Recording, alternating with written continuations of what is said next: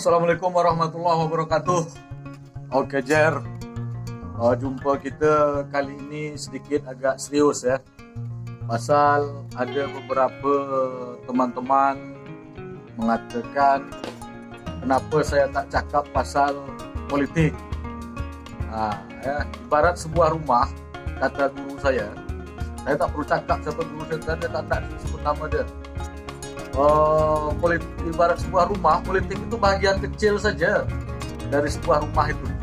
Katakanlah toilet dia, toilet dari sebuah rumah, itulah politik. Selebihnya itu kebudayaan. Rumah yang besar itu kebudayaan, ya.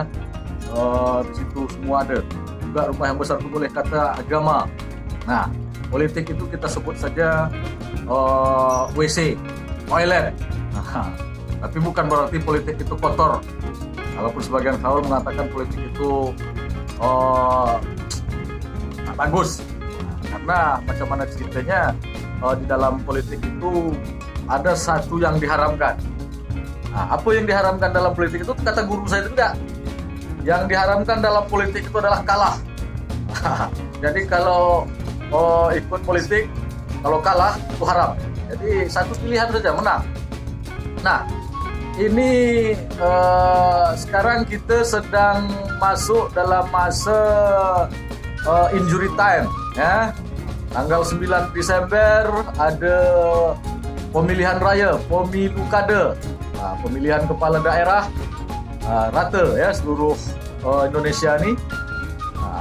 Memang ada beberapa daerah tidak menyelenggarakan pasal masih ada masa bakti. Nah, saya nak bercakap untuk Kepulauan Riau, ya. Karena saya duduk di Batam, saya juga nak bercakap Batam. Macam mana kita nak menyikapi situasi ini. Tapi saya tak nak menggiring kita untuk memilih si A, si B atau si C, ya. Tapi saya berbicara pasal WC tadi, ya. Toilet, ya, dari sebuah rumah yang besar itu, salah satu bilik di rumah itu ada toilet, ya. Ada dapur, ada kamar tidur, ada ruang tamu, ya, ada teras. Jadi kita simpulkan saja politik itu bilik kecilnya salah satunya dalam rumah itu toilet. Nah, kenapa saya tak nak menggiring kita kepada satu sosok atau satu pasangan dalam pemilihan raya pemilu kada Kepulauan Riau ini? Bagi yang di luar Kepulauan Riau yang nonton ini juga boleh jadi patokan juga lah mungkin, ya. Kalau nak ikut, kalau tak nak ikut tak apa-apa juga. Saya ingin kita ni, bangsa kita ni tidak salah dalam menentukan pilihan, ya. Nah, ini saya bercakap bukan saya pintar pula, tidak. Tapi pasal ini juga menyangkut masa hadapan dan perkembangan kebudayaan juga. Tentulah berdasarkan beberapa pesan permintaan dari kerabat-kerabat agar saya buat pandangan terkait politik ini. Oke? Sekejap, saya nak tutup pintu dulu sekejap, nanti orang dengar pula. Orang dengar pula. Ya dengar orang lah. Dah malam nih, dah lewat paruh malam, lewat pukul 12 tengah malam. Berarti sekarang sudah tanggal 6 Desember. Sekejap, saya tutup pintu bengkel Tanjak Rumah Hitam itu, ya. Kejar, kita teruskan. Kembali kepada WC tadi, ya. Politik, bahagian kecil dari sebuah rumah yang besar ini.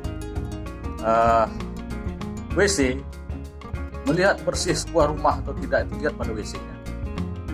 Kalau WC-nya bersih, rumah itu jelas bersih. Tapi kalau WC-nya jorok, kotor, nah tentu rumah itu juga akan kotor. Kembali kepada Pilkada Kepri tanggal 9 Desember ini, menentukan pilihan itu sesuatu yang harus dibekali dengan pengetahuan. Kalau hanya ikut-ikutan, maka yang terjadi, yang terpilih nantinya belum tentu sesuai dengan apa yang dikehendakkan. Kejar? Nah, kalau campaign, semua mengatakan kandidat yang diusung adalah yang terbaik. itu patut, sah saja, memang begitu. Tak mungkin dikata kandidat yang didukung itu tak bagus, ya kan? Nah, membaca kembali kepada, kalau Mika sama dengan saya, sama-sama berakidah beriman Islam, kembalilah kepada Iqra, bacalah, ya, baca, cari tahu layak tidak Mika jatuhkan pilihan kepada orang tersebut. Nah, hari ini kita di Kepulauan Riau ada 3 untuk calon gubernur. 1, 2, 3 pasangan. Saya tak nak cakap nama dia, saya hanya cakap 1, 2, 3 saja. Saya tidak cakap sebut singkatan dia. Tapi dari 3 pasangan ini saya juga tak nak giring Mika milih 1, 2 atau 3. Saya hanya ingin memberi ingatan-ingatan. Nomor 1 macam mana track record dia, nomor 2 macam mana track record dia, nomor 3 macam mana track record dia. Saya pun tak sebutkan juga macam mana track record dia orang ni. Mika cari tahulah. Ya, kita nak titipkan kepercayaan, amanah kepada yang 3 ni. Itu untuk batal. Kuncinya adalah Iqra. Bacalah. Baca ni boleh dari macam-macam, ya. Kemudian untuk Kota Batam ada 2 kandidat, pasangan 1 dan pasangan 2. Saya juga tak nak giring Mika, Jejer. Saya tak nak ngajak milih 1 atau 2. Tapi saya tentu punya pilihan. Tapi saya juga tak nak cakap. Saya juga tak nak hendak Mika ikut pilihan saya, ya. Jadi samalah. Daerah lain juga yang nonton ini bukan Kepulauan Riau, udah. Kita cari tahu lah selama ini yang terjadi, baik pemilihan di legislatif maupun pemilihan kepala daerah, rata-rata semua masing-masing kandidat menjual diri, menjual program, menjual iming-iming, janji-janji. Jangan kita terbuai dengan itu, ya. Yang paling penting itu sejauh mana kita bisa mencari tahu mana yang patut diberikan amanah untuk memimpin kita, ya kan? Nah, masalah yang terjadi banyak kita pengalaman yang dah lalu, akhirnya kita merasa kecewa. Nah, untuk itu tidak terjadi lagi, karena apapun, setiap kandidat melakukan apapun, baik secara survei, masing-masing kandidat buat survei, masing-masing bayar tim survei. Takkan mungkin lah orang yang dibayar dicakap, yang dianu dia tak, pasti diangkat dia, dikatakan dia, oh ini elektabilitasnya sekian, ini tingkat kepopularitasnya sekian, number 1 semua, tak ada yang number 2, ya. Itu kenapa dibuat macam itu? Nanti ketika dalam proses pemilihan itu terjadi kecurangan, menang, tapi kan survei mengatakan dia menang. Jadi itu untuk menambah kepercayaan diri, juga untuk opini. Betul tak survei nih? Baca lagi, betul tak survei itu? Kalau saya memang saya baca lah, ya kan? Ini betul atau tidak, ya, kajian buat atau macam mana. Yang penting kita tentu belakangan makin hari tentulah kita tak macam dulu juga. Tapi yang jelas permainan politik itu memang susah dibuktikan ada kecurangan tuh. Walaupun dalam persidangan nanti bisa ditemukan, tapi dalam realisasinya yang dijumpakan di persidangan pun dengan yang realisasi di lapangan itu lebih parah. Ya, tak semuanya terangkat ke persidangan. Nah, permainan yang curang itu harus kita paham juga, harus kita tahu juga, ya. Baik money politik, penggelembungan suara atau macam-macam. Nah, yang paling penting itu menentukan itu bagi saya adalah latar belakang seorang ini. Sejauh mana track apa dia, tingkat ketokohan dia, kemampuan intelektual dia, ya. Kemudian latar belakang dia seperti apa selama ini, baik yang pernah menjabat maupun yang belum menjabat, tapi kan pernah menjabat juga mungkin, ya kan?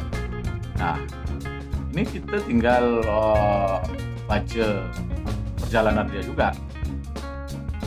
Karena macam mana pun juga, karena di dalam politik nih yang satu saja yang diharapkan kalah, jadi apapun dilakukan untuk menang. Ya, karena haram kalah itu. Walaupun ada yang menemukan kekalahan, itulah resiko dia menemukan keharaman itu. Nah, selama kampanye janji-janji bertaburan, ya. Yang paling jelas ya, kalau yang sudah menjabat tentu dia boleh berkata apa yang dah dibuat. Yang belum menjabat tentu dia hanya berkata apa yang akan dibuat. Tapi ini juga sesuatu yang harus menjadi pertimbangan kita, ya. Yang belum buat tadi itu mungkin dia belum punya kesempatan, ya. Yang dah buat karena dia sudah punya kesempatan. Jadi masing-masing kita bacalah latar belakang, tingkat, terutama sekali adalah tingkat intelektualitas kandidat. Saya kira ini sesuatu yang paling mendasar, karena macam mana pun juga kalau kita salah membaca, susahlah nanti kita jadinya semua, ya. Nah, di dalam politik ada tim sukses. Yang paling menang itu selalu tim sukses. Tim sukses itu nasibnya tak pernah rugi, ya. Apalagi nanti kandidat yang disokong dah duduk, ya kan? Banyak lagi dapat kesempatan 5 tahun, peluang ini, peluang itu, ya. Jadi dari kacamata kebudayaan, politik itu bahagian kecil saja dari kebudayaan, ya. Dari sebuah masyarakat yang majemuk, sebuah tatanan kehidupan kebudayaan yang luas, maka politik itu samalah seperti toilet di sebuah rumah, bagian kecil dari sebuah rumah itu.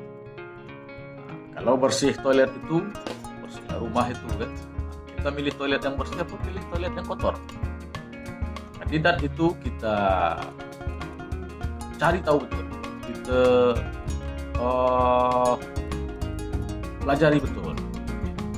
Jangan sampai karena hanya sereceh dua receh, ya, atau sekarung dua karung, atau tak sampai sekarung, ya, kita tentukan pilihan. Itu sesuatu yang keliru. Yang paling penting adalah pilihan itu jelas beriman dan bertakwa, ya. Kemudian intelektualitasnya boleh dilacak, ya, boleh dicari tahu tingkat partisipasi sosial selama ini, apakah partisipasi sosial ini bermuatan atau partisipasi sosial ini sebagai sebuah tanggung jawab, itu berbeda. Nah, jadi ini harus kita baca betul. Kita menginginkan pemimpin di Kepulauan Riau ini adalah pemimpin yang betul-betul bisa memajukan seluruh sisi-sisi kehidupan, seluruh komponen masyarakat, ya. Tidak nanti menang hanya barisan dia saja, ya kan? Nah, yang lain angkat tidak bisa macam itu. Jadi Batam juga macam itu. Untuk Kota Batam tentu kita sama-sama tahu hanya ada 2 kandidat. Kalau Kepulauan Riau Provinsi 3 kandidat, 3 pasang, Batam 2 pasang. Inilah yang tentunya orang-orang pilihan, orang-orang terpilih. Nah, semuanya tetap juga kepada garis tangan memang dari Allah, ya. Tapi janji Allah itu tidak akanlah begitu saja macam melemparkan mangga ke muka aku lemparkan mangga ke Mika. Tapi itu ada sebuah proses, ya. Takkan lahir pemimpin yang baik dari masyarakat yang bodoh, ya. Tak ada pemimpin yang lahir dari satu tatanan, satu kelompok masyarakat yang buruk. Ada orang pemimpin yang bagus di situ juga. Nah, sesuatu yang tidak mungkin rasanya, ya. Kecuali dulu zaman jahiliyah ketika Allah utus Rasulullah itu juga untuk memimpin umat Islam. Nah, seperti di Madinah, kan guru saya cakap juga Rasulullah itu bukan presiden di Madinah itu. Masing-masing puak, masing-masing kaum dia pemimpin umat Islam. Ada lagi pemimpin Yahudi, ada pemimpin Nasrani di sana. Nah, di situ ada kesepakatan Madinah namanya, piagam Madinah. Itu kata guru aku. Jadi kembali kita ke Batam dan Kepulauan Riau. Saya yakin dan percaya ke semua kerabat-kerabat Rumah Hitam Jar Channel ini, Jar punya dasar yang kuat dalam menentukan pilihan. Semoga apapun hasilnya nanti, yang terpilih memimpin kita ini bisalah mengayomi kita semua, tidak mengayomi tim suksesnya saja. Yang tidak terpilih kiranya bisa berbesar hati, mungkin luang belum sekarang, ya, karena setiap masa itu ada orangnya, setiap orang itu ada masanya. Nah, kita tengok masa siapa nanti, ya. Tapi kita tetap berserah diri dan memohon kepada Allah agar kita diberikan pemimpin yang terbaik untuk kita semua. Kira itu, terima kasih. Semoga kita tidak marah aku, ya. Assalamualaikum warahmatullahi wabarakatuh.